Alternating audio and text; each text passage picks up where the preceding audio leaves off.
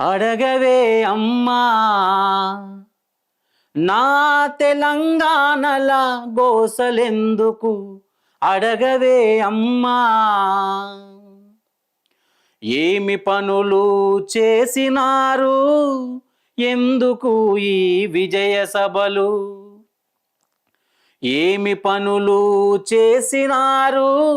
ఎందుకు ఈ విజయ సభలు రైతుల గోసలు తీరనే లేదు యూరియా కష్టం పోనే లేదు బస్సులో ఆడబిడ్డల గోసలు చూసి కన్నీళ్ళే మిగిలనే అడగవే అమ్మా నా తెలంగాణల గోసలెందుకు అడగవే అమ్మా ఇచ్చిన మీ హామీలేవి